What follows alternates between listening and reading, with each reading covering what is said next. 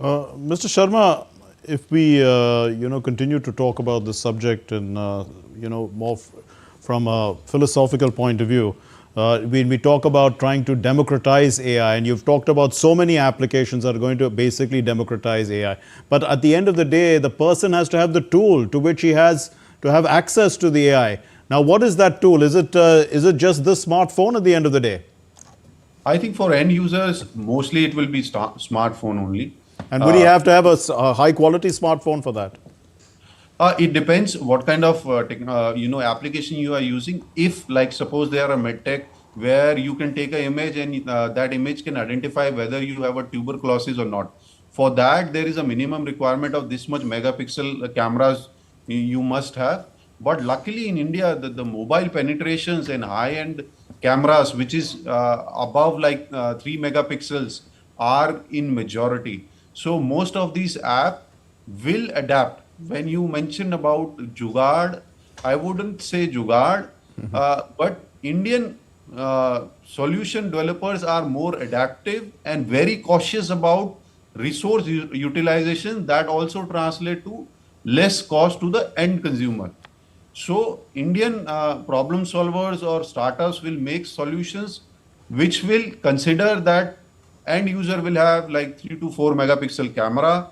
He can only use this much of video, and based on that video we have to provide, like, if it's a medical consultation, whether I am having a TB or not. There are startups who can predict TB with 3 or 5 images of your mucus, that up to the efficiency of like 95 or 96%. So this is the power of AI. So these kind of applications are already building up and more will build, but Indian solution maker will be very cautious about cost aspect and what kind of equipment the end user will be having to access this. So in short, only mobile with minimum camera systems. Maybe we'll be needing more sensors like voice or touch. That we need to evolve. Most of the smartphones have these sensors, but we are not fully utilizing that sensors only. We are mainly relying on video aspect or image and the voice aspect as of now. Okay. Now, Professor Datta, the other aspect is the disruptive active aspect that is associated with AI. There's always worries about job losses. We've seen what happened when Claude launched these plugins and how it affected the stocks of Indian IT services companies. But do you feel that this is a summit where a lot of deliberation will also take place on this particular aspect and how to mitigate? There will always be disruption when such a revolutionary technology comes along, but to mitigate this sort of disruption to the minimum. Well, this is a question normally people ask me. I mean, will AI take away my job? So that is a very common question my students, and so I answer this question in a humorous way. I say AI will not take away a job, but somebody who knows AI may take away your job. So why don't you learn AI? Why don't you? So that is the lighter part of it. But then let me tell you, to answer this question, see, I'll just relate it with one of our, the timeline we crossed. Let's say we go back some 15, 20 years back, we had manual banking system. Then we got into the online mode. A lot of that computerization happened in railways, in so many government sectors. There were protests. If you go back 20 years back, that computers have come, online mode is going to take away my job. So what is going to happen? And those kind of chaos were happening 20, 25 years back. Today, another revolution in the chapter. AI has come up. Let me assure you, human can never be replaced. AI is not here to compete with the human being. AI is just to complement the human being. So that is what I say. AI is not a competitor for any jobs, any position. It's here to complement us. No jobs, maybe the job roles will change. Today, we recruit a lot of coders, Python coders. We recruit a lot of Java coders in the IT industry. Now, with the coding engines coming up, a lot of coding engines have come up who can actually code to a great extent. Maybe the coder's jobs, the job profile will disappear. Let's say 5 years from now, if you need 100 coders today, 5 years from now, you may need 20 coders or maybe 10 coders. But then you will be needing data scientists, you will be needing ML engineers, you will be needing GPU resource management, you will be needing, Kubernetes, Docker, where the entire AI ecosystem evolves. So, if you ask me, the skills are going to change. The college education, the school education, the university education, the pipeline are going to change. To answer the question, like this, 25 years back, there was a file and there was a docket in which you do your signature assessment and signature verification for a banking transaction. Today, you do it with a password and a biometric Aadhaar. The same story. The same story will get repeated. We are seeing a disruption. But let me counter you with that again. You did mention about the banking sector, and back in the day which you were talking about, they had lots of people sitting in banks, right? Right. Now what happened to all those people? Their jobs went away because the same thing is going to happen with AI. No. I mean, at the end of the day, you're working. I think a lot more people are sitting in banks these days than there are were a lot more earlier. people sitting in banks. So let's say in offices which required people to carry all those files, all those papers, stack them, go through them, for verification. To answer your question, once again, you go to the pipeline. Let us say there was a bank where 20 people used to manage. Today, 5 people are managing. That's what you say. Yes. But in the back end, the banking is dependent on a software which somebody else is managing. The bank is dependent on an API which somebody else is managing. The jobs have not come up. The actual pipeline has not. You can say This is the nature of the job. Yes. Right? So let's say in the bank, 100 instead of 100, now some 20 people are sitting, that we can see. But somebody is managing the bank software at the back end. So 10 people are sitting who are managing the software. There are 5 people who are at the authentication level. There are 2 people who are at the physical layer. There are people who are sitting. So my submission is, my submission is, job roles will change. You cannot replace human beings. I'll tell a funny thing. All my lectures, I say, the word artificial intelligence in itself is a wrong term. Anything that is artificial cannot be intelligent.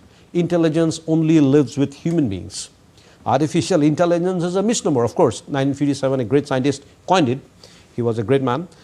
But to me, I always say, intelligence lives with only human beings. So artificial intelligence is maths. Okay.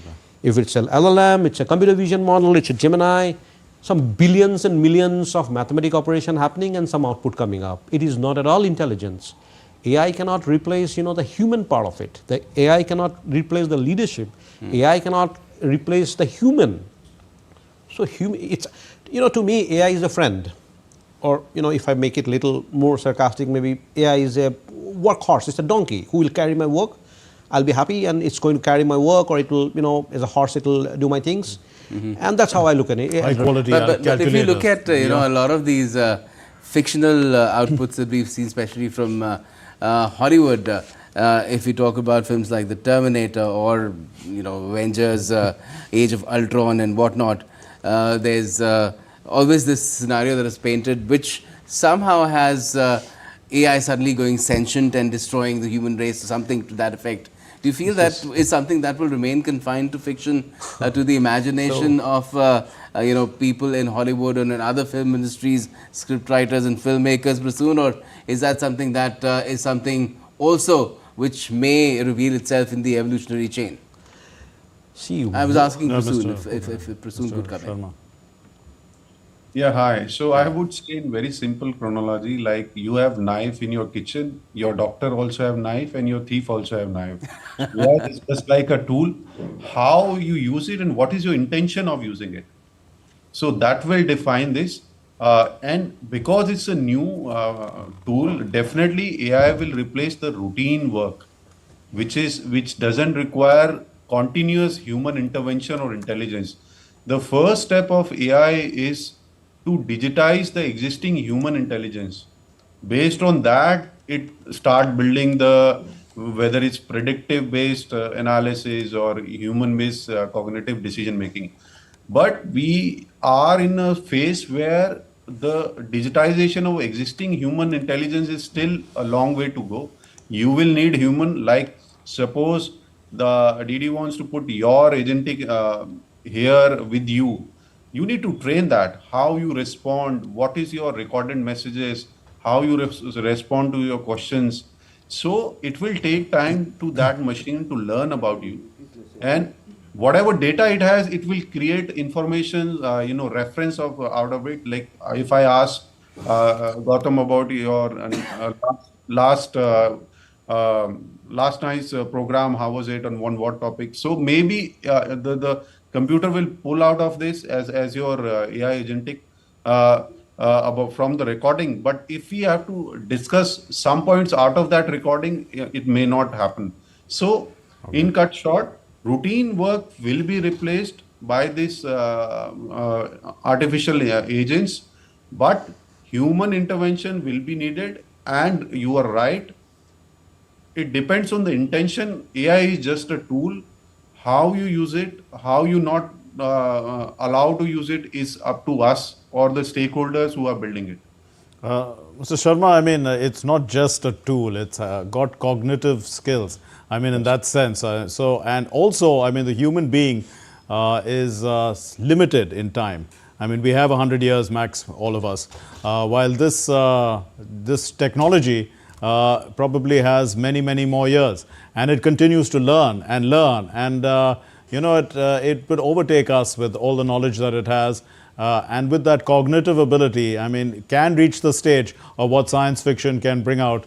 I mean, I'm just giving you a theoretical possibility. Yes, because there's already talk about how there is agentic AI or bots which are conversing amongst themselves, talking about the humans as well on a platform called Molebook, and some people are amused by it, some people are alarmed by it.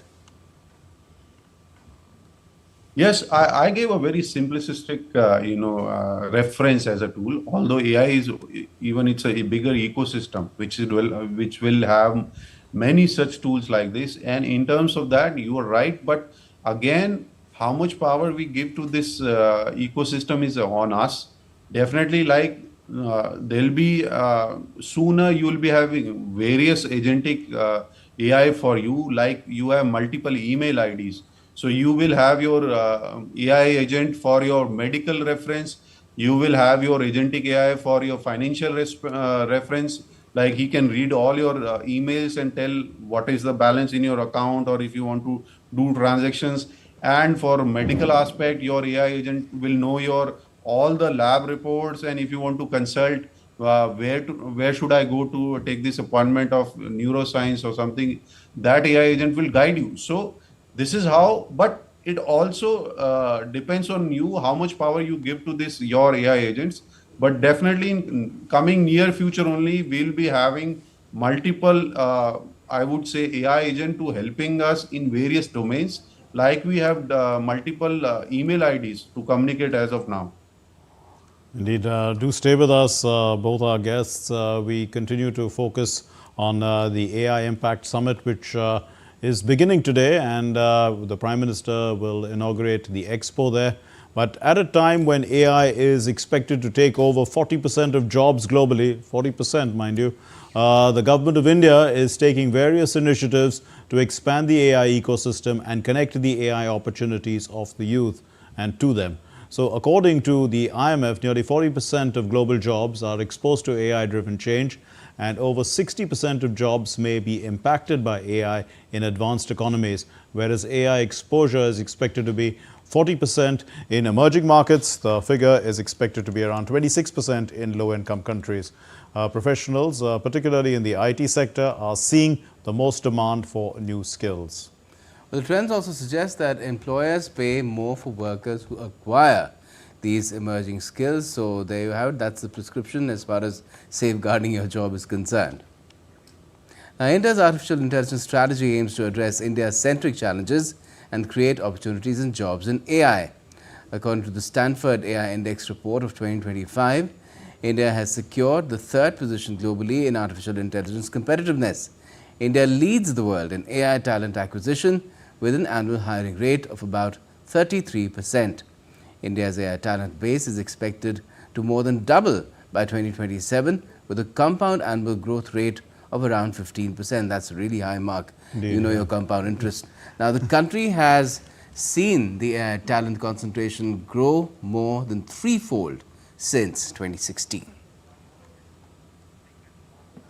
So once again, we come to the aspect of a new ecosystem and how our jobs are going to be impacted. Professor Datta, tell us which are the sectors that are most likely to be impacted. We were talking a little earlier about the orange economy, that's the creative economy, where we know that there are a lot of, on YouTube we see so many different aspects of it already emerging. But there's also, lawyers who one would think their jobs were so secure. Now, I mean, all that data is available within a second. You can just get all the best cases out. I mean, they say from cab drivers to pilots, everybody will be affected. Yeah, maybe. I mean, I'd like my car to be driven by an AI assistant rather than a driver.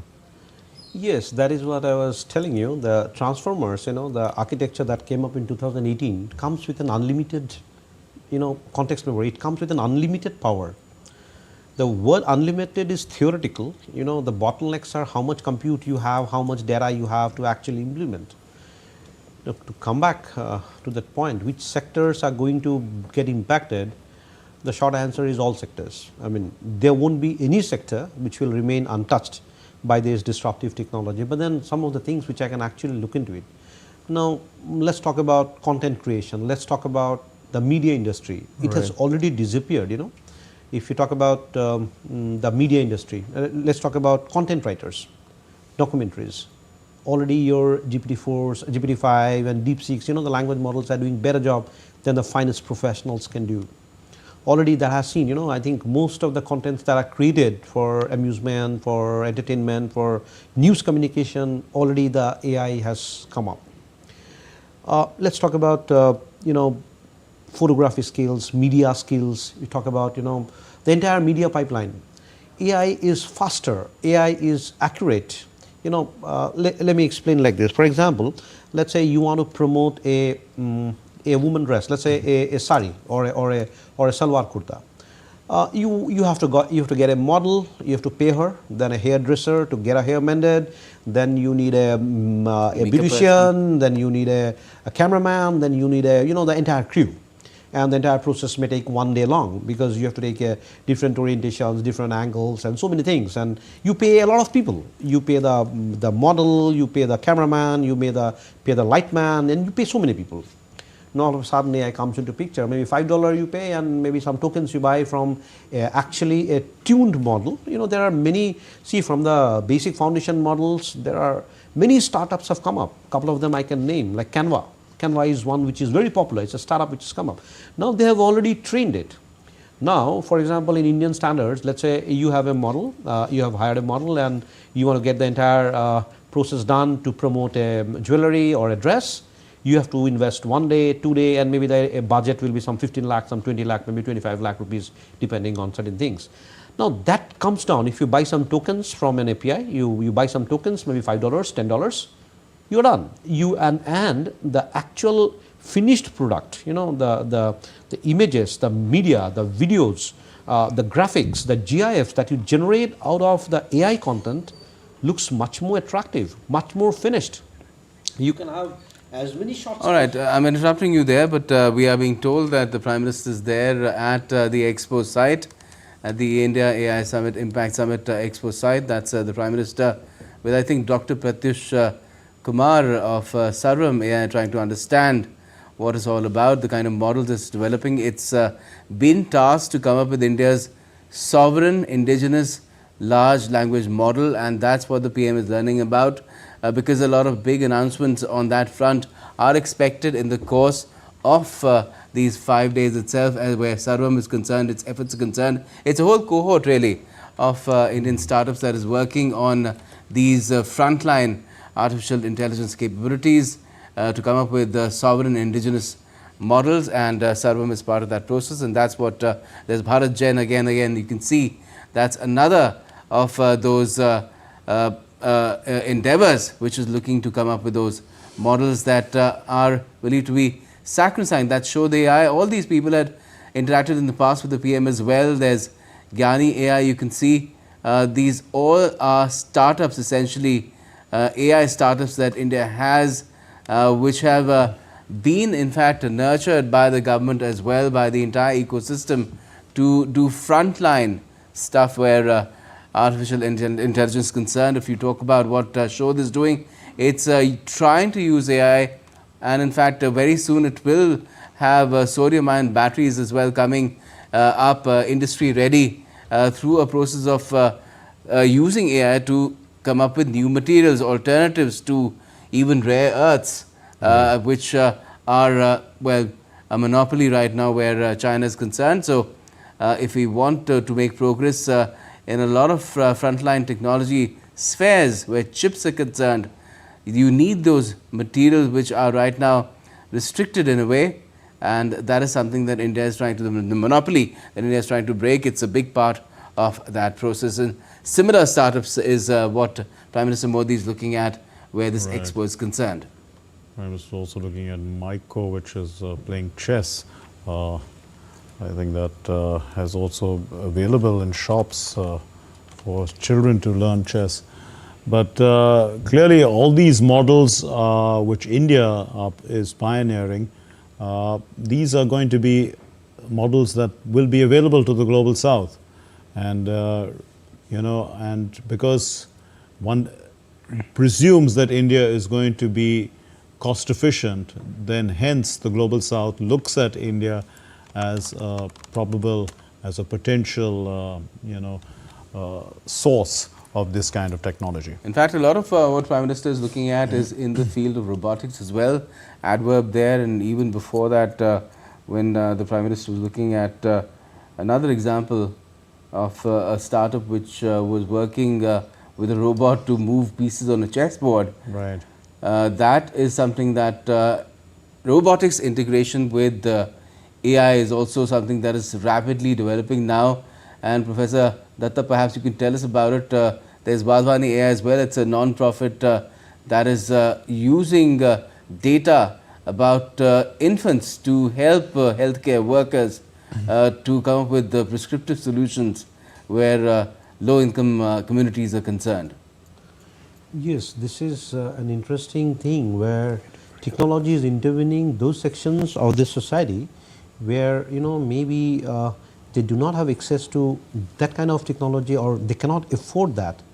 So this is indeed a very novel and a very appreciated effort by this you know, this initiative, where I guess they're really looking into the most the pressing needs of medical assistances, that is leveraged using the AI models. And I'm sure, you know, with more data and more training available that comes through, they're going to make big intervention in a big way, especially for the tier 2, tier 3 cities and the small villages where they may not have access to the real experts. So the expo is a sprawling sort of a hall, several thousand square meters large, where different displays have been put up. You can see the Prime Minister is there at the Meta display, which is of course a company that is at the forefront of development of AI at the global stage, really. And you can see the visits being taken to different stalls, as you can call it, or displays, and all the big companies. If you talk about Microsoft, you talk about Meta, you talk about NVIDIA, they're all there at this expo, apart from, of course, over 600 startups as well. But we were talking about how these startups are working on different aspects of AI. We saw a couple of examples of integration of AI with robotics as well. Dr. Datta, another exciting like, field is the tools integration really of AI with drones as well. Sure. But these look like tools for, Yeah. you know, people who are differently able. This is for hearing impaired. Also, there was something earlier for visually impaired. To what extent can AI really change their lives? Actually, these are called we say them as assistive technology for the specialized, you know, specially able people. Right. And AI has a big role to intervene in them. Already, if you look into the neural disorders, you know, the physically challenged people, they are really doing good. And starting from mapping the neurological system of human beings towards the muscular movements, the brain signals, EEG models. So it's super exciting. I mean, maybe these startups are already having, those pipelines and the targets, and we look into some super exciting, innovations, and that will touch the lives of these specially, able people. Well, the telecom company there as well, one of Bharti India's big two telecom companies, Airtel, explained to the Prime Minister how it has used AI to fight fraud, identify calls which are not in phone books, but if you are subscriber to Airtel services, you can see how calls are already being labelled for the past several months really as something that is completely unsolicited. Indeed. So earlier there used to be other agencies for which you had to subscribe to get that done, but now the caller service itself is doing it with the help of AI. And it's a pan-India service. That's what's being explained by Sunil Bharti Mittal to Prime Minister Modi. And again, we're back to Dr. Pratyush Sharma of Sarvam AI explaining about the model he's developing.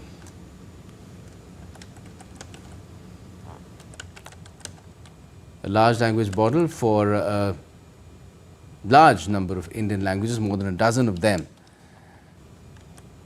So the emphasis on the vernacular is very, very evident there, because India is a very diverse country with not just diverse cultures, but languages as well, with different scripts too. Indeed.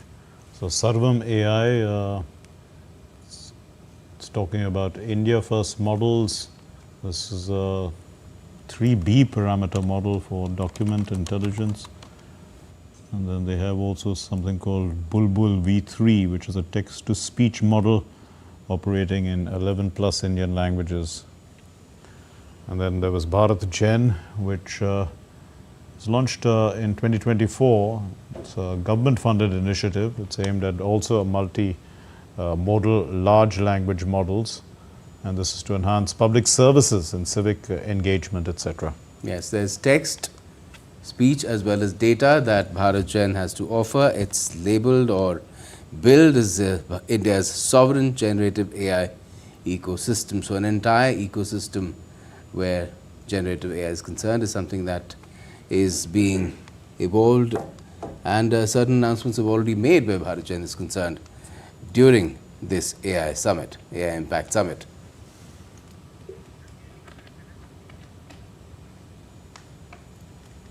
Jessica Taneja is at the Bharat Mandapam and she joins us now with more. Jessica, we are showing visuals of the Prime Minister going through the expo and talking to some of those startup companies that are basically displaying models there. Can you tell us, give us a lay of the land actually about this expo? Jessica?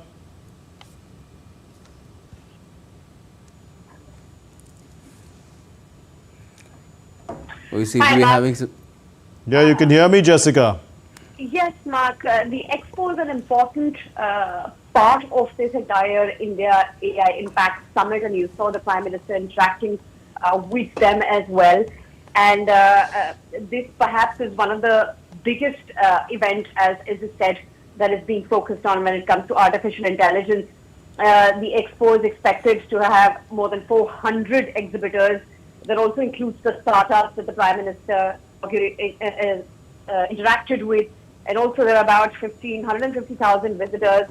There are B2B meetings that, as we see, there is also, of course, a lot of investors there as well, keeping in with the thematic zones of this particular expo and the entire India AI Summit. It has been quite a highlight in that sense, where you get to see various pavilions from all kinds of startups, from generative AI, from B2B to B2C, looking forward to building up an AI ecosystem in the country. Mark. Right, Jessica. And just tell us about the kind of endeavors that the Prime Minister's had look at as part of his visit to the expo, because we believe there are over 600 startups are present over there, and apart from that there are big companies working on AI as well there, both Indian and multinational. That's correct. A lot of Indian and multinational companies are present here in India to showcase what their innovation has been in terms of AI, whether it's a startup that focuses on language learning modules or the other that focuses on infrastructure development to chips, etc.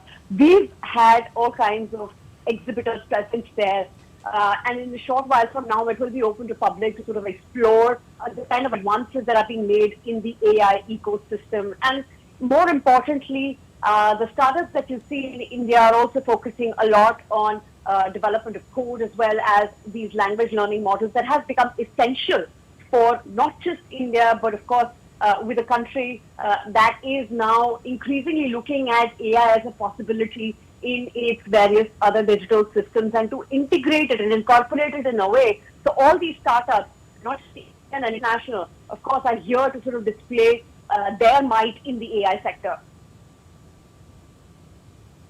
Indeed, Jessica, also when we look at an expo like this, this is where people who are looking to invest in the sector look at opportunities to get ideas. What are the kind of what sort of investment opportunities are emerging from this expo, you would think?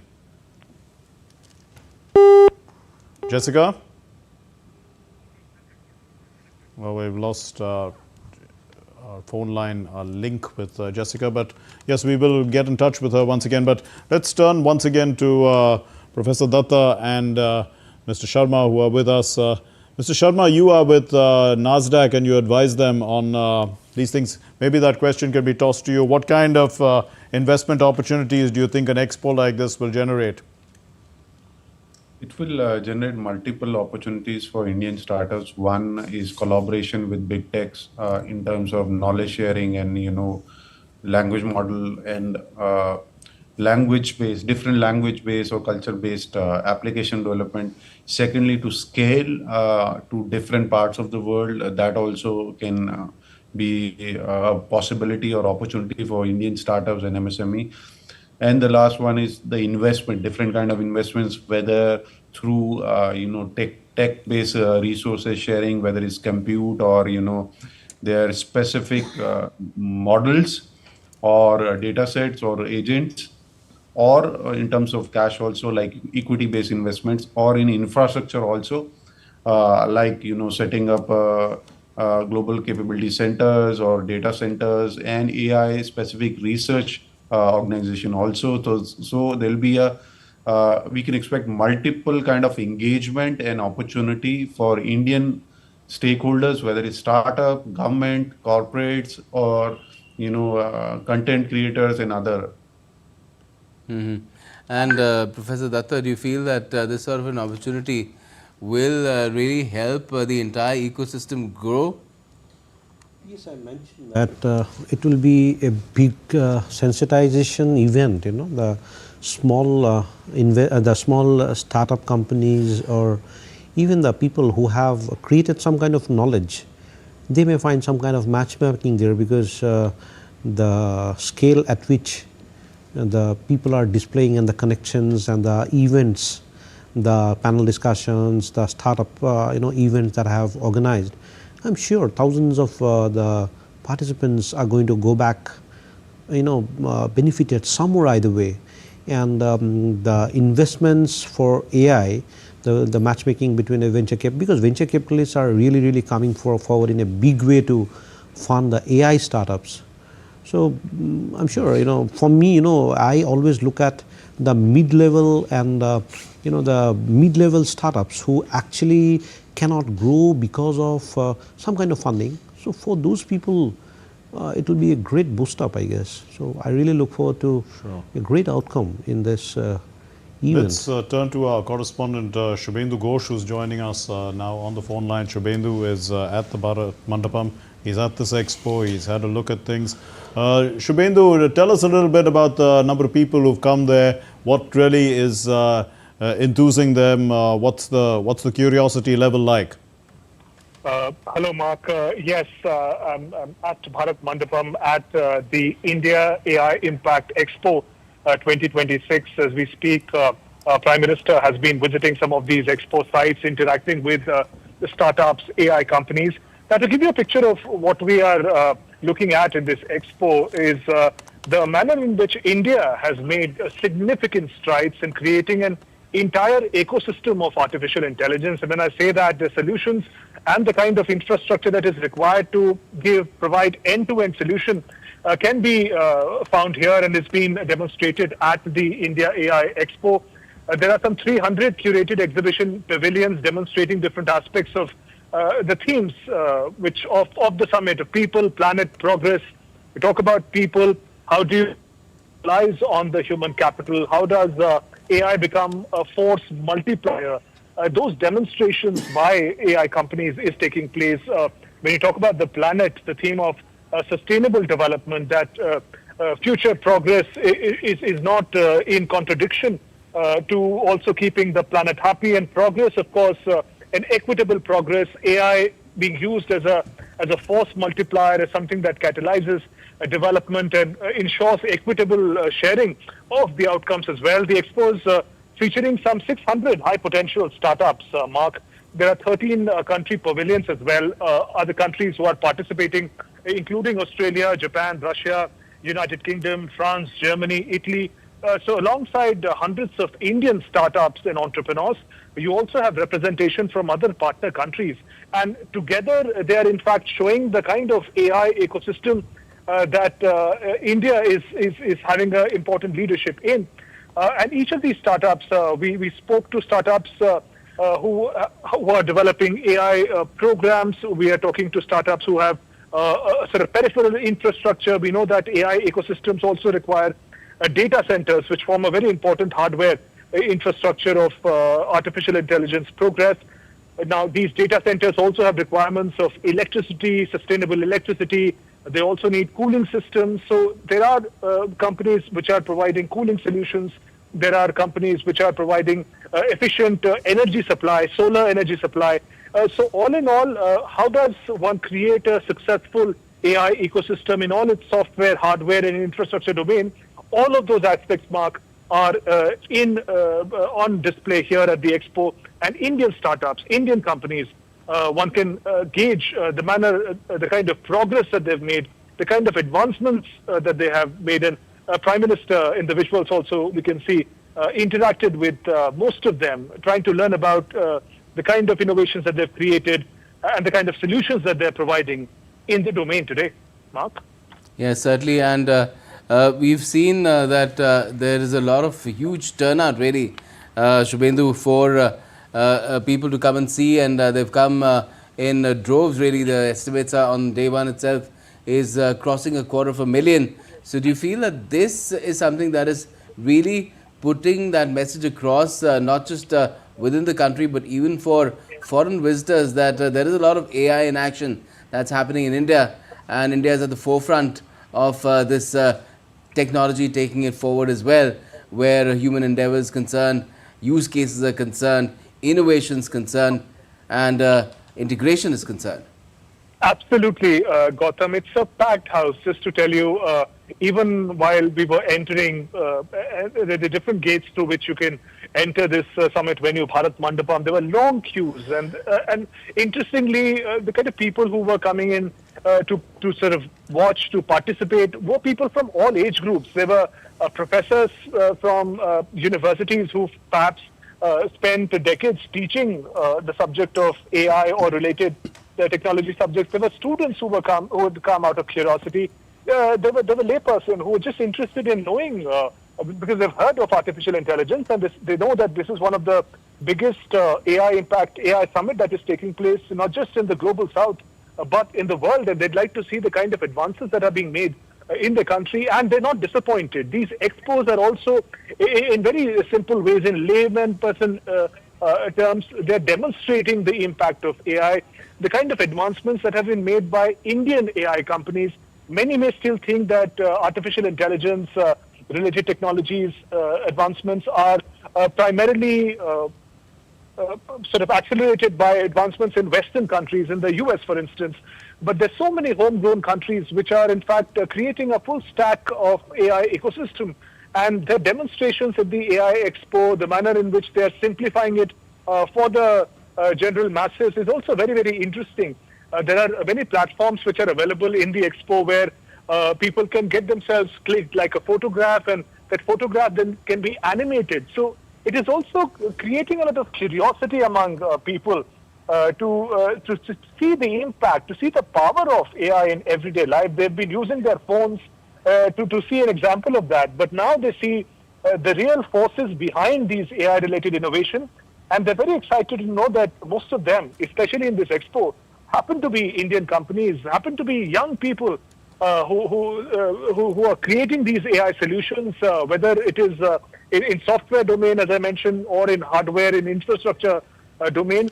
So a lot of these advancements that are taking place in India from different parts of the country, they've all really gathered here, come together, and it's sort of one platform. They're able to showcase the kind of advancement, the progress, the growth that India has been able to achieve. So it's a moment of pride also as an Indian to be looking around and seeing the diverse AI products that have been created by Indian startups. And they're going from one hall to another to see these advancements. And very interestingly, the people who are also putting up these expos have tried to simplify the kind of AI solution or AI product that they've created, so that people who are coming in, even if they're not into technology, even if they don't understand the jargon, the demonstration are really cutting through a lot of jargon and technology complexities to make it simpler for people to understand where AI growth and development has reached in the country. And no wonder, that's why hundreds of people are thronging Bharat Mandapam as we speak. And Shubhendu, in terms of proportion, the Indian AI startups that are there at the AI Summit as well as the Expo, do you feel that most of them have already demonstrated what kind of capability they have in terms of use,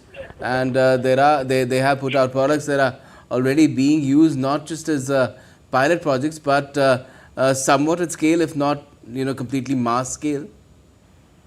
Oh, absolutely, Gautam. In fact, just to clarify, most 600 high potential startups that are present here. Now, each one of them, in fact, have made significant, they've achieved significantly in the domain. Many of them that we spoke with, they in fact have branches not just in country, but they've expanded to developed countries as well. They're operating out of Bangalore, but they also have a branch in California and elsewhere in the United States, competing with, in fact, the leading startups and leading AI technology companies in the world. Many are also partnering. As I mentioned, that AI infrastructure requires a lot of inputs. There are different kinds of parts that contribute. There is data centers. There are very advanced hard drives. There are GPUs. There are cooling centers. You also need sustainable electricity supply. So these startups, these innovators that we're talking about, in fact, are catering to each of these diverse components of the AI ecosystem. And all of them are doing quite well, and they're expanding their services. And in that sense, they are also ambassadors of India's AI growth to other countries. And they spoke about how they're also partnering with companies like NVIDIA and others, which are really considered as the top companies in this domain. So in that sense, the startup and the innovators who are putting up the demonstrations here are not just the best in the country, but also, if I may say, some of the best in the world. Yes, Shubhendu, so people there are obviously beginning to talk shop. And, one wonders about skill development and whether the universities and research labs too are present there in some number, so that, at least whatever information is being talked about can also be researched and developed at the university level. That's right, Mark. There are many, in fact, representations from universities, also among the visitors who are here. Many of them happen to be professors, consultants from skill development institutions in particular. There are many enterprises, in fact, who specialize in imparting AI-related skills, which are sort of unique skills and which require an ecosystem of learning, which services are provided by companies. So some of the companies who are putting in exhibition here are also curated, keeping in mind not just the AI companies and their solutions, but also a lot of young people who will eventually be a part of this ecosystem as skilled AI workforce. So both organizations that impart those skills, who specialize in training people to fit into different parts of AI ecosystem, but also people who are in their own institutions and universities are responsible for recruitments. They are here trying to understand what kind of ecosystem, what kind of opportunities are available in the AI domain. So in that sense, it's a very exciting coming together of all stakeholders, not just who provide solutions, but also people who will be an important part of this AI-skilled, AI-trained workforce in the coming future. And it's an excellent place in that sense for people who are interested in AI, artificial intelligence, through any of these nodes, whether as innovators or whether as people who would want to be a part of such systems to sort of come together, and they are in all these exhibitions that have been put in place. There are 300 curated exhibition pavilions, 600 innovators that are there, 13 country pavilions that I mentioned. You know, judging by what all you've been telling us, Yes. to what extent, you know, I mean, the minister in Davos, he was describing AI as actually the first day of a test match of a long test series, and just the first team is out to bat. Basically, it's at early days. It's early days as far as this technology is concerned in a long journey. But you know, to what extent is India ready for large-scale AI adoption across industries, would you think?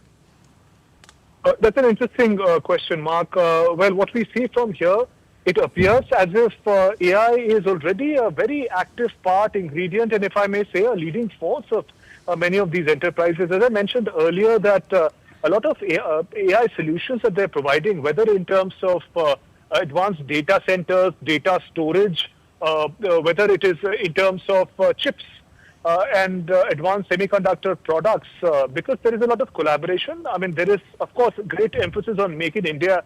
A lot of these innovation is being created in the country, but there is also a great degree of partnership with global firms such as NVIDIA, for example. So in that sense, Indian companies are already very actively using AI-led solutions in a lot of domains, whether it is health, whether it is education, I just a short while ago I was speaking to a drone company which has now incorporated AI, making their drones very smart. So they've created these drones who can act like fire brigade. They're intelligent enough to detect buildings which have caught fire and to sort of find their way through douse the fire, give information about people who are stuck. So a lot of these AI solutions are making our existing infrastructure very smarter. So those solutions are already in action. And an opportunity like this AI Impact Summit taking place in Bharat Mandapam, India, is also very revealing to people within the country about the solutions that are already taking place. It is not a futuristic technology that India is trying to invest in, but it is in fact a very action-oriented plan which is already showing results, Mark. So in that sense, a lot of what we think is going to happen in the future, coming here, we realize it's already happening all around us in the unique AI-driven solutions that companies are putting together. Right, Shubhendu. And is the expo also generating a lot of interest among venture capitalists, because that is what will really drive this industry forward for the foreseeable future? Because right now, a lot of this innovation has not been monetized. Profitability is a different matter altogether. So do you feel that as one of the stakeholders, VCs are also taking a lot of interest in this particular aspect of AI that is evolving in India, both from India and abroad? Absolutely, Gautam.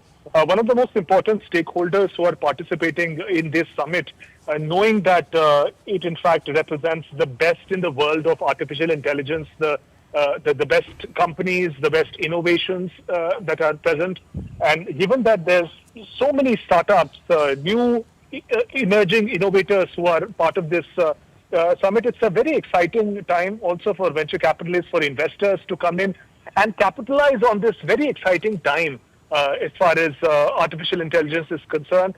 In India, there are these innovators coming up. We also know India traditionally seen as a huge market in different domains. Also, given that the adaptability of AI is being tested by these innovators, so in that sense, a lot of these investors are finding a ready market. All they need to do is to find a correct bet for themselves, the area where they would like to invest. Because these innovators are also doing that research. They've already done that research. They've already sort of made inroads into a lot of domains, a lot of markets, a lot of industries, and they are now looking for people who would like to support them, who would like to ride on this very exciting, transformative moment where AI-related solutions can, in fact, empower industries, empower a skilled workforce. The theme, as we've been talking about, is people, planet, and progress. And each of these aspects, if we talk about people, to make sure that the human capital is skilled, it's sort of is empowered to make the full use of artificial intelligence innovations. When we talk about the planet, the solution should be sustainable. It should not be in the opposite direction of planet-friendly policies and progress. At the end of the day, this huge interest in AI is also because it has the capacity to catalyze, to accelerate economic development for large number of people, for companies, at a speed, at a pace that was unimaginable in the earlier decades. So in that sense, it's a win-win partnership that this particular summit represents, because it sort of puts together people who intend to invest in such a present and future, and people who are going to lead these developments. They're bringing them all together. Indeed, Shubhendu, thanks for joining us for the moment. We'll keep coming back to you, obviously, over the next few days, as well as even later today. But for the moment, thanks for joining us and putting all that into perspective. We continue with our guests. We have Professor Datta, who's from Amity School of Amity School of Artificial Intelligence, and we also have Prasoon Sharma, who's with NASDAQ at the Entrepreneurial Center. He's a member of the advisor board. We continue to show you these we continue to have these visuals with us, and we show you Prime Minister interacting with various exhibitors at the expo at the India AI Impact Summit. Professor Datta, let's try and, look at all this and we talk about impact in real terms. What does impact in real terms mean? At a time, let's not go way down the road. Let's not put the cart before the horse. Let's just figure out what's happening right now. At this current stage, what's impact like? We already saw our Honorable Prime Minister interacting with so many pavilions. Interestingly, the nature and the diversified areas in which the products have been demonstrated is really, really motivational. See, India as a country has its own priorities. Unlike United States or in a European country, we have priorities in healthcare. We have agriculture is a priority. Healthcare is a priority. So what I was seeing with this in this last visuals of our Prime Minister moving around, there were startups related to agriculture. There were startups related to healthcare. So in a country where the farmers, we have drought problems, we have extreme weather problems. So if there is an AI app which is integrated, which can give let's say some kind of alarm, some kind of advisory in advance, maybe some kind of information to the farmers based on the real-time situations of their particular regions, that may do a great for the farmers, as not only the farmers, the entire agricultural landscape as such. I was seeing Prime Minister moving across some of the pavilions that were promoting agriculture. We saw some healthcare issues. India as a country still needs specialized healthcare, especially screening. If you talk about diseases like neural disorders, cancer, where early stage screening is more important. If there is a screening at an early stage, the disease may be curable. I was seeing in a few pavilions working on those kind of medical screening technologies. So it's inspirational. I mean, also I saw some fintech. Now, if India is a big economy, the finance, the sector of India is diversified. So some areas are vulnerable. So AI making interventions in the fintech, AI making interventions in the business analytics, that is also something very positive. So real-time interventions. Now we can see our Prime Minister, I think some robotics and some bots the exhibitors are showing. So the entire, see, the umbrella of AI is unlimited. AI can be put anywhere. So the priorities of the country, where agricultural landscape, the medical, the healthcare landscape, the education landscape, where actually interventions can be more meaningful, is very inspiring to see those pavilions, those discussions. Also, I have seen the, I have seen the schedule of India AI Summit, where the panel discussions are very relevant, very contextually relevant to the actually pressing needs of the country.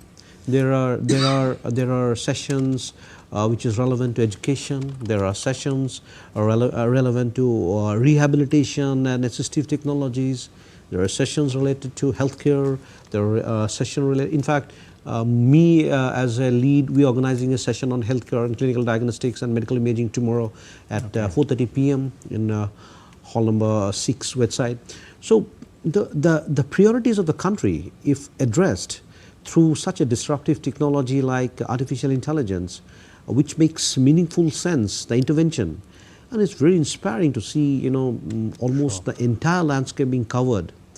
Also now we see Prime Minister interacting in some pavilion that looks like some kind of a multimodal AI training.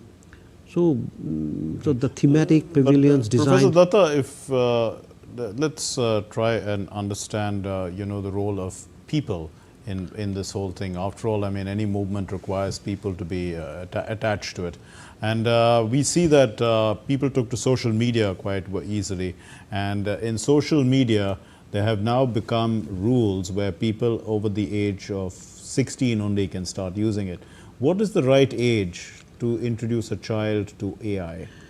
Well, to make this, it's a difficult question, but then there will be apps. There will be AI apps and AI interfaces which will come up with some kind of age limit. Now, AI being introduced at very early levels in the schools, maybe I see 7th standard, 8th standard students doing some kind of AI, some data analytics, some basic foundations. So there will be some kind of limitations, like when you introduce an app online, it goes public. So maybe there will be levels like a kid level below 12, so 12 to 16, 16 to 18, and 18 plus. So somewhere there has to be that age demarcation comes up, because AI can be mishandled. A small kid, if you expose a very small kid, let's say a 10-year-old kid, to something like a DeepSeek or GPT-4, we may not expect the kid actually to always use AI in a very positive way. So we have to refrain. We have to refrain the kids, and of course selectively, if there is an AI app which is particularly trained for the usage of a younger fellow, like let's say below 10 or below 12, obviously we can use them. So these are early questions. So I mean, you did mention that it's pure mathematics at the end of the day. So we find that there are some children who are exceptionally gifted in terms of maths.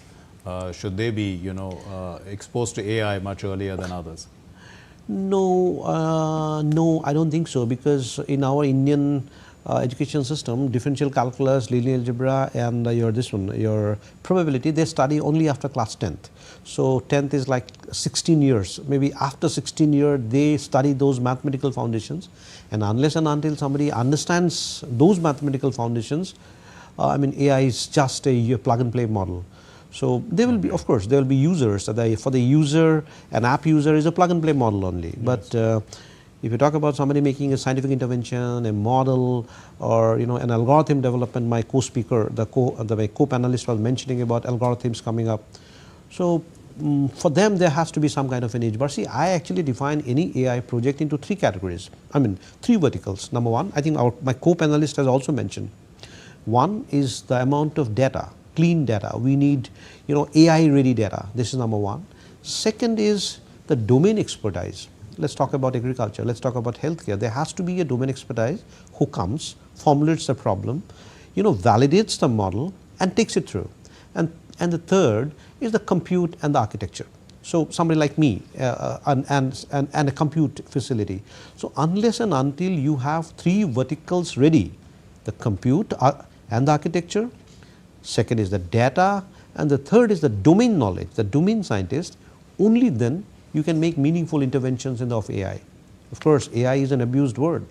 AI has not been, many startups have come up in AI making great, and they disappeared within 3 months and 5 months.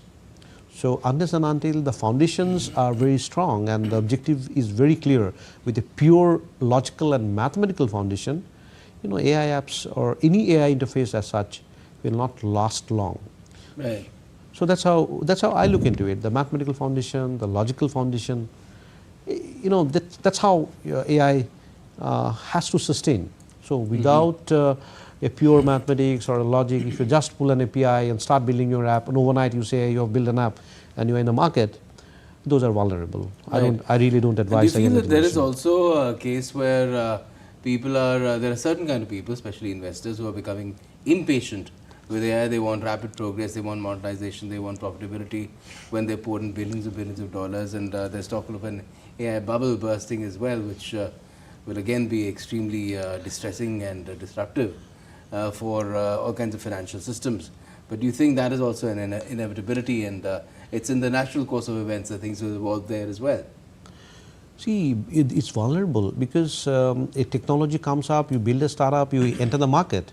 And by the time you are there for 3 months or 6 months, a better technology or a more powerful technology has come up, cleaning you out of that market. So these are unprecedented times. We have never seen technology, changing so fast.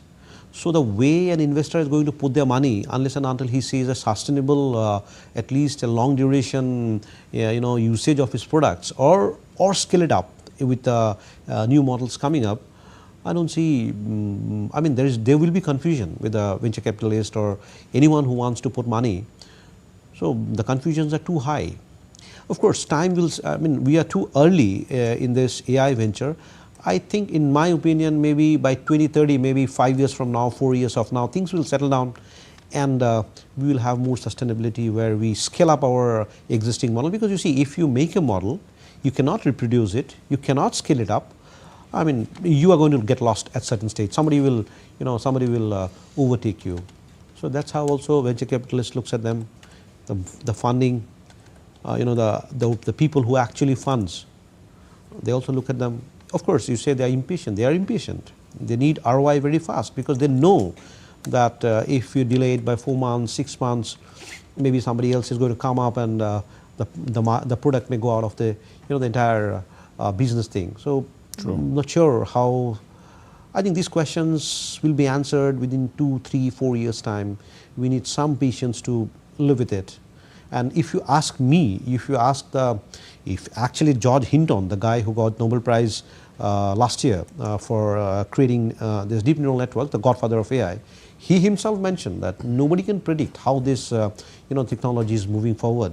When he retired from Google in 2024, and he gave an interview to the US media, he was actually telling the way AI will shape up, if anybody can predict, that may not be correct at all. He said that nobody can predict how AI will unfold. What he said what he expected that takes 20 to 30 years to actually get implemented, that happen in 3 to 4 years' time. Indeed. Let's go across and talk to our correspondent Jessica Taneja, who is on the ground at Bharat Mandapam. Jessica, this AI Impact Summit is expecting some big names. Tell us, there are about 500 global AI leaders who are likely to gather there, and apart from 20 heads of state and or government, and even 60 ministers. That's correct, Mark. A huge delegation is, coming to India from various countries as well as global, AI firms from the likes of OpenAI, Sam Altman, to also Anthropic's Daniel Amodia is also going to be part of this, and NVIDIA, of course, is also being represented, by an executive now that Jensen Huang has cancelled his visit due to some unforeseeable circumstances, as he says in that presser. But apart from that, India has got a lot of global leaders, thinkers, as well as CEOs together to talk about the impact of AI, sustainability. The question still looms over the legislation bit of it, even in the United States, as is seen in many other countries.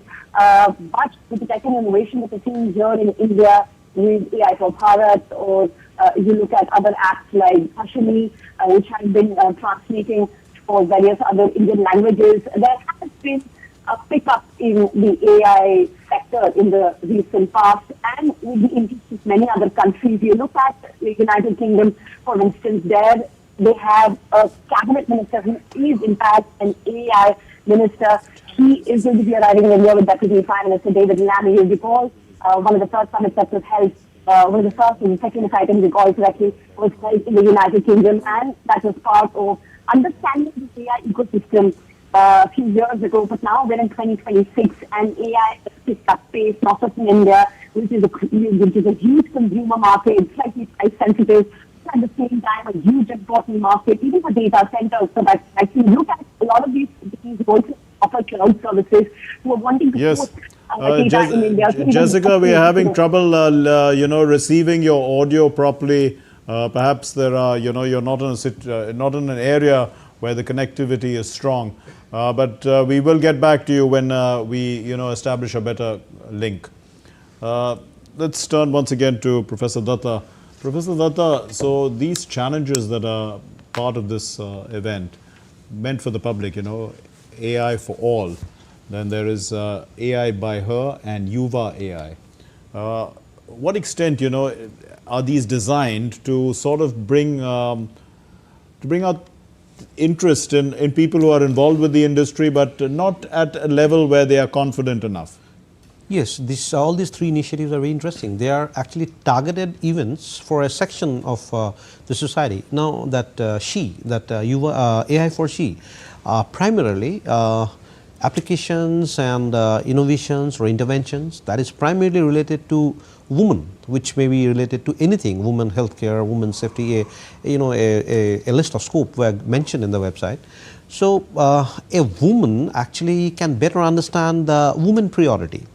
So the eligibility for that activity was also woman. I mean, only a woman can actually register in this event. So what I was seeing, I think thousands and maybe more applications have come up to the India AI people. So if you really understand, a woman understands their challenges, a woman understands their problem, a woman understands their routine. So that way, if you see the solutions that comes from that part of the society, or who is the direct stakeholder, I think that's a great initiative. Now there was Yuva AI. I think the age limit was 13 to 16, I think. It was 19, I think, somewhere around 13 to 19 somewhere. Right. It was the teens. So if you look into the Yuva, see, the most brilliant or the most bright or the most innovative mind is that age, where they are purely most creative. So the problems and the scopes of the listing of the problem that were given in that Yuva AI was super interesting, because they were more of futuristic, because somebody who had that 15 or 16, they're the future citizens of our country. So the problems and the listing of the the agenda and the issues that were given in that was futuristic in nature. So if you understand, somebody like me I'll live with my experience, but somebody who is a 15-year-old kid, he comes up, he looks into the issue with a completely fresh perspective, and the solution that comes through him will be really innovative. And the interesting part is, if somebody who has got a little bit of an idea about the AI pipeline, the data, the AI training and how the deployment, so they can actually leverage the plug and play model and start doing that. And the third part, you say AI for all. This is the bigger one. So we say AI, democratization of AI. See, 5 years back, 6 years back, I am an AI scientist. I have been attached with this for the last 15 years. My research papers, I have more than 400 papers. You can see it goes back 15 years. So 15 years back, I was very proud I'm a computer scientist, AI is mine. So today, you know, maybe 3 years, 4 years back, AI has reached a business analyst, AI has reached a healthcare person, AI has reached a legal person, a lawyer, you know, who not? So the term has become very popular, AI for all. Now nobody can say that AI is only mine. I mean, you are a language model developer, you are a computer vision model trainer, whichever way you say, whichever way you are, you cannot say that AI belongs to you anymore.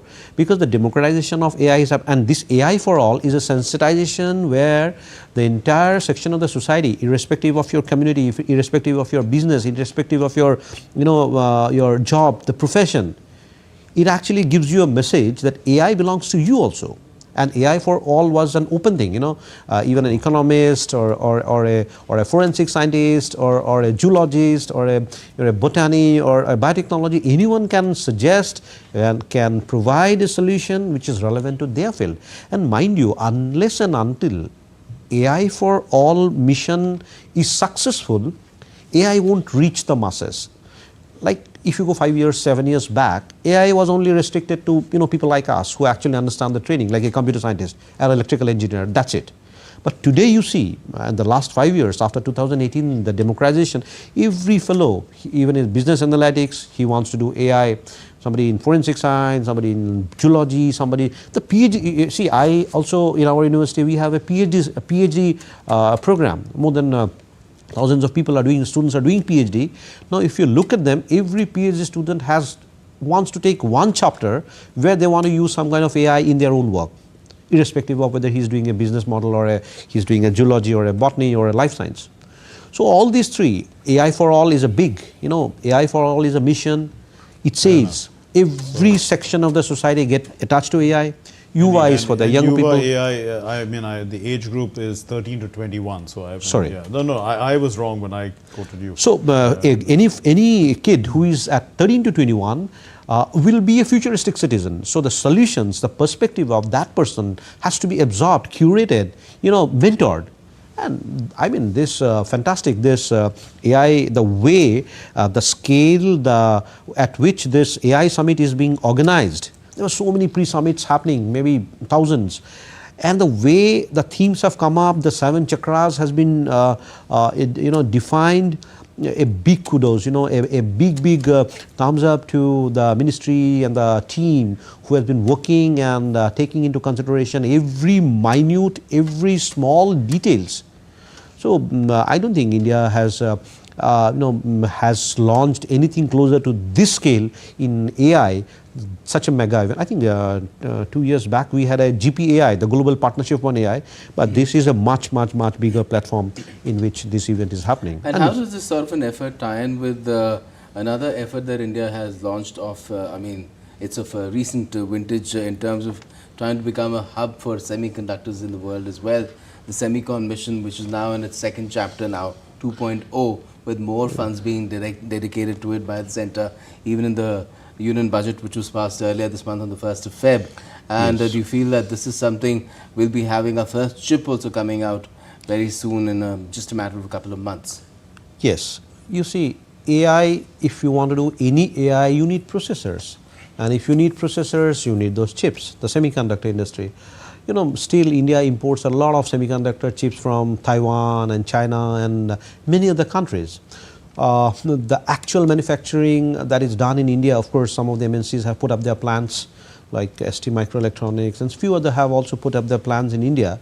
But there is a need to make our own setup, you know, our own ventures where Indian people or an Indian company actually gets involved in the business of generating semiconductors. Because unless and until you develop those chips, see, NVIDIA, if you look into a company like NVIDIA, which is the #1 market cap at this moment, it has dislodged Microsoft, I think, maybe a year back or so. Now NVIDIA is just playing on their GPUs, which are semiconductor chips. Of course, they have patented technologies, but unless and until you have their own patented hardware, unless and until you have your own platform where you run your models, unless and until, you know, you have your own machines, I mean, it becomes difficult because the cost that actually comes from an import, like in something like NVIDIA or a Dell company or any US company or a Chinese company, the costing goes higher. So I think government is taking the right direction, the right steps in promoting the semiconductor industry, because more semiconductors produced in the country, you'll have more chips coming up, more technologies coming up, and obviously the cost of AI training models may come down. And unless, I think, if the semiconductor companies in India flourish, AI can be much more afforded by the mid-scale, and the mid-scale and the low-scale startups only when this happens. Otherwise, we are getting more into dependencies with big players like American companies and the Chinese companies, and that's how I look into the semiconductor. The semiconductor mission that India has launched, a huge amount of funding has been given, and we are hopeful that the semiconductor mission will also be successful, and we have our own GPUs, we have our own patented architectures, and that's how we look into the futuristic mission of this interesting. So we haven't spoken much about bias. Now I think AI has, one of the big fears is that it could be biased, because the Yes. data that is available is biased already in any case. So Yes. how does one deal with something like this, which will become more and more solidified as people continue to start using AI? Yes, that's where that's where you need Indianized version of it, because let's say there's a textbook. When you give a textbook to a student, it is authored and edited by NCERT and CBSE people, where the facts are being put forward to the student. Now, let's say you use a Chinese app, and you ask the Chinese map to define, to make the map of India. Most likely, a Chinese map will return you a different map of India. Now, if you talk about a language model which has been created from the foundation in China, there may be some kind of an bias, because China has their own thought process. Chinese literature is different. It may not be at par, at sync with what Indians textbooks and Indian, the Indian literature actually exists. So if you directly import something from China as a language model like DeepSeek, and if you see, most likely the data is biased. It may be biased towards the Chinese culture. So if you ask a question, maybe a question you ask, maybe a disputed question, maybe it will return an answer, a response, which will be more Chinese in its origin and thought process, rather than being more cosmopolitan. I have seen the DeepSeek, there is a very interesting LLM that has come up last year, DeepSeek. That's a very powerful, actually, LLM. So this is a Chinese thing. So mostly, the responses that come from DeepSeek has a Chinese bias to it. No, I'm actually talking more about from the point of view of, established biases by basically established biases that have come in through, let's say, through facts that are already in existence. For instance, if we take cases of violence committed in the United States, that's one of the big concerns that targets a particular community. It has been seen that that particular community will be more or less unlikely to get a job based on an AI analysis. Now, this would be entirely in the West. Now, similar things could happen in our country, because of certain types of models that exist based on facts and data attributed to certain communities. Yes, you cannot ignore the chances of what you say. This is a possibility, because see, AI in itself, I mentioned, AI is not an intelligent thing anyway. So whatever type of data you keep feeding, let's say you are feeding some kind of data which is biased towards a country, towards a religion, towards anything, the model gets biased. I mean, you can't ignore. So here that has to be a deliberate act. It cannot happen inadvertently, can it? Not really, because if, let's say, you make a foundation model from India, there will be a lot of Indianization in that model. It will have our values, it will have our sanskars, it will have everything. Biases can creep in. Yeah, maybe an Indian foundation model may not be liked by an Australian user, because their thought process is different. So bias will definitely come from the data that you are feeding, and of course, for example, United States may be considered to be a more cosmopolitan and a liberated, country where they have got, little bit of everything. So US LLMs are looked at having lesser bias in comparison to an LLM that comes from China or some other countries. So that's how we look into it. But of course, you can't eliminate the possibility of getting biases in the language models or any multimodal AI that may return something that may be more biased towards a religion, towards a data, or the possibilities does exist. Right. We haven't really talked about how AI could revolutionize both mobility as well as logistics. That is something that is direly needed in the country because our cost of logistics is comparatively much higher compared to developed countries. Do you feel that that is an area where AI can make a difference in a very short span of time? Because maybe not mobility, but logistics. Not sure, but if you talk about the speed of operations, the calculation, let's say talk about logistics, let's talk about a warehouse management, let's talk about how already you see the radio taxis and the Ola cabs and all, they're already AI intervened. So logistics or anywhere where there is some kind of pipeline, some kind of planning is required, some kind of warehousing, etc., etc. If you see, I do think AI will have some kind of impact and some kind of intervention in reducing your logistic, in reducing your manpower, and imbibing some kind of naturally inspired algorithms. A lot of algorithms AI has been imbibing and integrating among in its model, and hopefully it will definitely do. And I'm hopeful that it will hit almost all sectors of the business and the pipeline. Nothing will remain. Okay, so what advantages does India have in terms of AI? Because we are the largest population in the world. I mean, is that a huge advantage in this game? Or at the end of the day, I mean, if let's look at the other industrial revolutions that took place, people didn't matter so much. But here, presumably, people matter, don't they? Yes, this is where you see Indians are inherently good in maths. Indians are inherently good in coding. Indians are inherently good in, and that's how the Indians are very valuable in the European and the US markets. So they also provide data because it's all about people, isn't it? The data. Yes. So there you see the Indians are good in technology, and India will be a big player because India has a huge amount of data. The population, anywhere, any sector you pick, the data. In fact, let me tell you, Google, the big companies like Google, and there are some more big companies who already have been playing with Indian data. I know some eye hospitals in South India, Google have sponsored them, funded them. Every data of the eye patient is actually being transferred to their servers, and they are doing it. So India, indigenously, if you look into that, the data, the technological prowess, the mathematics, the logic that Indians have. Of course, what we lacked at this moment, most likely, maybe the compute. Where the government is looking into that, the supercomputing facility, which is actually a costly business. So that is one area where India has got some kind of we are lagging behind than China or maybe United States. But otherwise, if you look into the other thing, the domain problem, the data, the mathematics, the algorithm, the other pillars were very strong. Mm-hmm.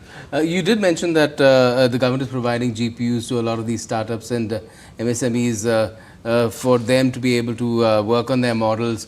But apart from that, what else you think government is doing or can do to be a big facilitator where India's AI march is concerned? No, so that is where India needs support. See, I tell you, I know a friend, he is having a startup, maybe I'll not take the name. He already had that idea which DeepSeek had implemented. Now the question is, why this Indian startup, okay, he could not implement it and this Chinese people could implement it simply because DeepSeek had government funding, and of course, I don't know, some kind of funding they had, which was actually millions of dollars, and it implemented. It's not that a computer scientist like me or a computer scientist like some other professor or some scientist in India cannot imagine a language model, or we cannot imagine or make a logical or algorithm or anything, any multimodal AI or a language model. But the point is the amount of costing or the funding required with those supercomputing facilities, because millions of dollars are being required. So that is one area which needs to be strengthened. Government is working. See, government has Yes. already, I think CDAC and there are some other indigenous bodies who have already accumulated a lot of GPU resources. So IITs and the top, the top government organizations, R&D and academia, they are being now given a lot of GPU resources where students are training model, the professors, scientists are their training model. The future is exciting. India, if you ask me, maybe we started little late in comparison to United States and China, but we are making up very fast. We are making up very fast, and we are very positive. The government have taken very aggressive step in the last 2 years. Yes, the government came up with the Startup Fund some years back, but there's been a demand for a deep tech fund as well. Let's see if make progress on that front as well in forthcoming budgets perhaps, or it could even be a non-budgetary measure. Absolutely, and I think on that note, we'll conclude for the moment. We continue to look very closely at the AI Impact Summit and the impact that AI is going to have on our daily lives. We'll get to feel that impact in real terms, and we shall be conveying our best, through our guests as well as who are experts and our correspondents on the field to convey to you that kind of knowledge that will help you to utilize AI to the best of your ability. Keep looking at this space for the next 4 days for all kinds of special programming and inputs coming in from the India AI Impact Summit. I thank Professor Datta for joining us through the course of this broadcast as well, and a lot more still to come where that summit is concerned, and we keep you posted on that. Apart from everything in the country and the world, keep watching DD India.